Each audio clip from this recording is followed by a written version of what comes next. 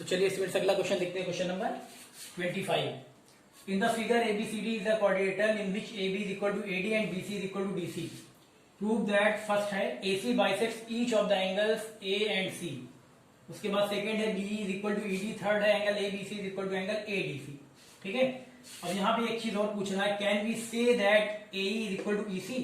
क्या हम AE is equal to EC ये प्रूफ कर सकते हैं? ये हो सकता है यहाँ पे, इसको भी बताना है। तो चलिए सबसे पहले यहाँ पे देखिए, जो स्टेटमेंट दी गई उसके अकॉर्डिंग डायग्राम भी बना हुआ है। ये डायग्राम आपको ऑलरेडी दिया गया है, ठीक है, क्वेश्चन के साथ। तो यहाँ पे देखिए, अब यहाँ पे कह रहा है in figure ABCD is the quadrilateral. तो ABCD ये क्या है? क्वाड्रिलेटरल, जिसमें कि AB AD इक्वल दिया गया। AB is equal to AD, ये साइड इक्वल दिया गया। BC is equal to DC, ये साइड इक्वल दी गई है। उसके बाद प्रूफ करना है कि AC bisects each of the angles A and C। आपको प्रूफ करना है कि AC जो है वो एंगल A और एंगल C का बाइसेक्टर है। बाइसेक्टर यानी एंगल 1 एंगल 2 इक्वल प्रूफ करना है। यहाँ पे एंगल 3 एंगल 4 इक्वल प्रूफ करना है, ठीक है। उसके बाद फिर कह रहा है BE is equal to ED। आपको BE और ED ये आपको इक्वल प्रूफ करना है। Angle ABC is equal to angle ADC। Angle ABC यानी ये वाला एंगल और एंगल ADC और ये वाला एंगल, ये एंगल भी आपको इक्वल दिखाना है। फिर आपसे कह रहा है can we say that AE is equal to EC। AE is equal to EC यानी AE और EC क्या हम इसको इक्वल कह सकते हैं, ये भी बताना है आपको, ठीक है। तो चलिए सबसे पहले हम स्टार्ट करते हैं। यहाँ पे देखिए क्वाड्रिलेटरल ABCD में जो जो गिवन हम लिख लेते हैं। यहाँ देखिए इन क्वाड्रिलेटरल ABCD, इन क्वाड्रिलेटरल ABCD। अब ABCD में क्या क्या दिया गया हम लिख लेते हैं।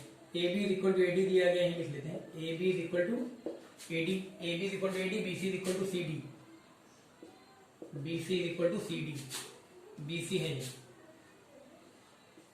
BC is equal to CD। और क्या है? AB is equal to AD, BC is equal to CD या DC, कुछ भी कह सकते हैं।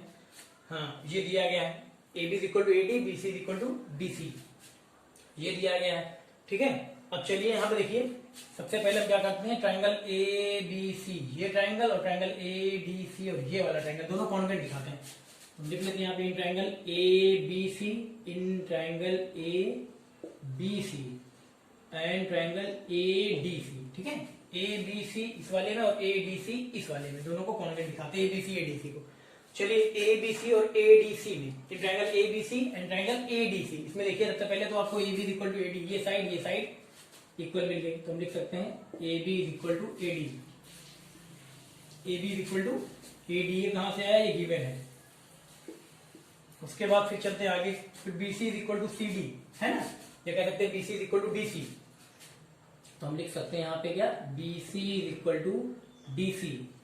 ये कहां से आया? ये भी गिवन है ना, BC is equal to DC। ये देखिए गिवन है, यहाँ भी गिवन है, यहाँ भी देख सकते हैं गिवन है। उसके बाद फिर AC is equal to AC। AC देखिए कॉमन साइड है, तो हम लिख देंगे AC को, AC is equal to AC को क्या लिख देंगे, रीजन लिख देंगे कॉमन साइड, है ना। ABC इसमें भी AC है, ADC इसमें भी AC, यानी AC कॉमन साइड है, दोनों में है। तो ये AC is equal to AC common side हो गई। 1 2 3 सिमिलरिटी हमें मिल गई। तो हम लिख सकते हैं so triangle ABC is congruent to triangle ADC by इस ट्राइंगल की तीनों साइड्स, इस ट्राइंगल के तीनों करस्पॉन्डिंग साइड्स इक्वल, यानी क्राइटेरिया लगेगा SSS, साइड क्राइटेरिया, ठीक है।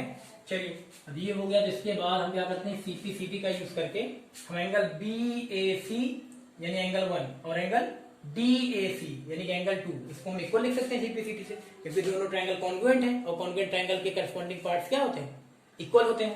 तो चलिए लिख दे रहे हैं एंगल BAC, यहाँ लिख देंगे हम angle BAC, angle BAC is equal to angle DAC, ठीक है।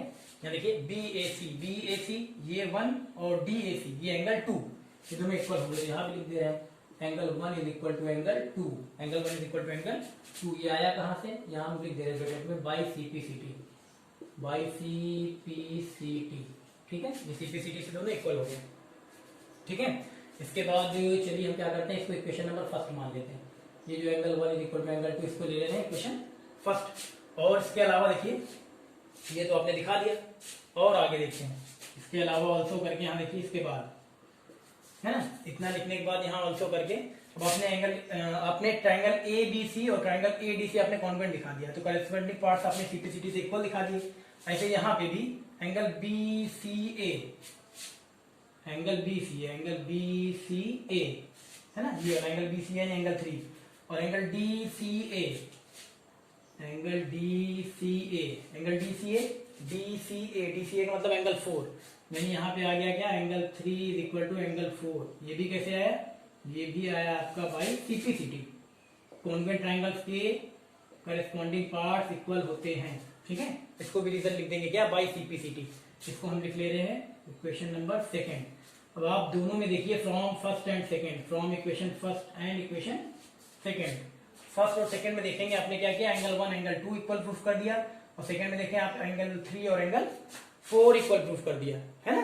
यहाँ देखें आया ना, 3 इज इक्वल टू 4 और 1 इज इक्वल टू 2। तो फर्स्ट और सेकंड पे क्या आपको मिला, आपको रिजल्ट ये मिला कि AC जो AC लाइन सेगमेंट है, AC ने क्या किया, एंगल A को बाइसेक्ट किया, और AC ने ही एंगल C को बाइसेक्ट किया। और फर्स्ट वाला हमारा यही कह रहा था प्रूफ करने के लिए, सॉल्यूशन नंबर ये फर्स्ट ले रहे हैं।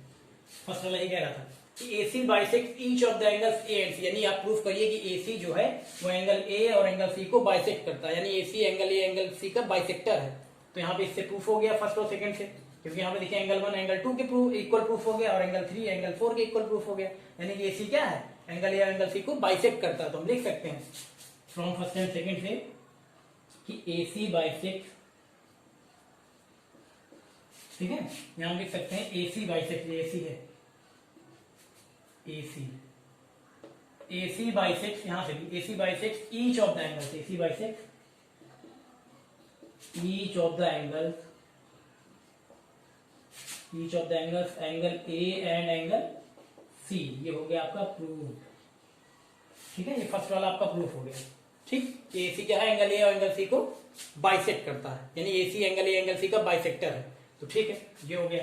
अब इसके बाद सेकंड भी आपको लाना, सेकंड वाला क्या लाना, सेकंड लाना BE is equal to ED, BE is equal to ED। तो सेकंड लाने के लिए चलिए सेकंड वाला हम लेते हैं सेकंड में, ठीक है। अब सेकंड में लाने के लिए हम सबसे पहले क्या करते हैं, जो हमने अभी देखिए यहाँ पे लिया है फर्स्ट वाला, देखें angle BAC is equal to angle DAC। यहाँ पे हम लिख ले रहे हैं एक बार, सेकंड में angle BAC is equal to angle DAC, BAC is equal to क्या है, DAC, है ना। CPCT लिया था, BAC is equal to DAC, angle BAC is equal to angle DAC। तो BAC को हम BAE भी लिख सकते हैं, क्या लिख सकते हैं, एंगल BAE, एंगल BAE। ऐसे ही एंगल DAC को हम लिख सकते हैं DAC अगर हम कहें तब भी एंगल 2 आएगा, और DAE बोले तब भी एंगल 2 आएगा। तो हम BAC को BAE लिख सकते हैं, और DAC को हम DAE लिख सकते हैं, ठीक है। ये आ गया। अब इसके बाद देखिए हम क्या करते हैं, ट्राइंगल ABE, ये वाला ट्राइंगल, और ट्राइंगल ADE, ये वाला ट्राइंगल, इन दोनों ट्राइंगल को हम कॉन्ग्रुएंट दिखाते हैं, ठीक है।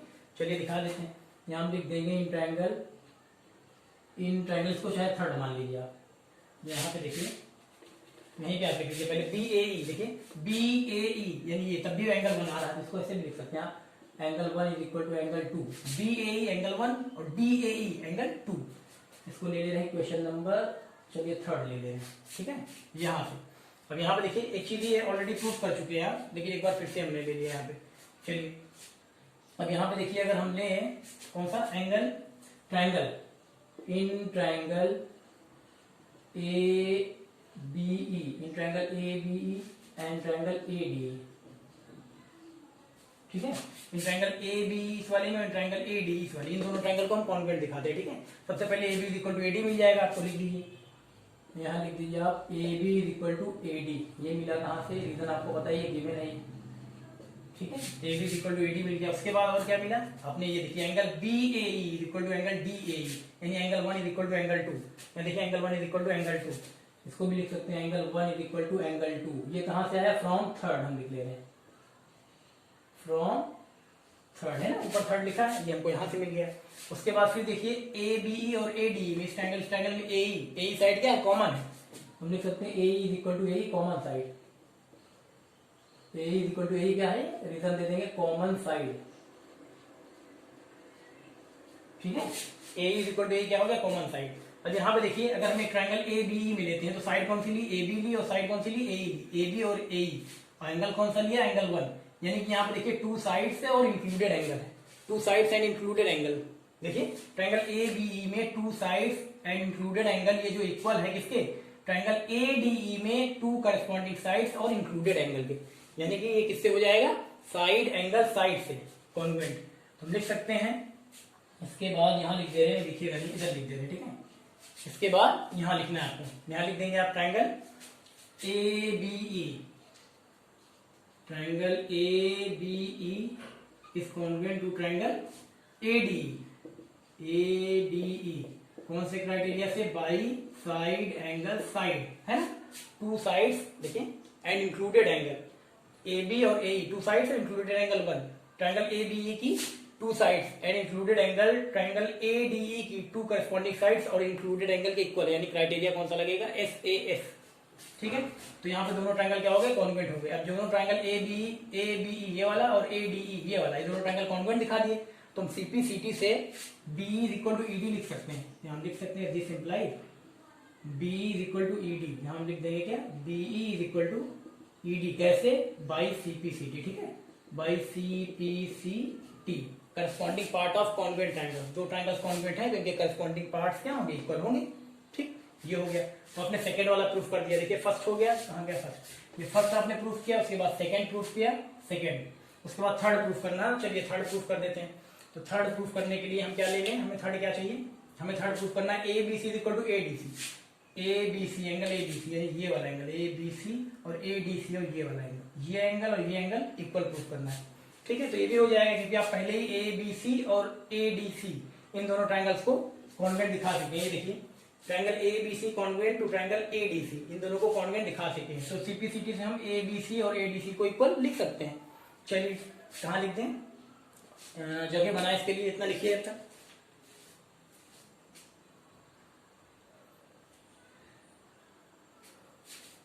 इसको मिटा दे इधर, इधर मिटा दे इतना। ठीक है, थर्ड के लिए। चलिए ये सब तो हो ही गया।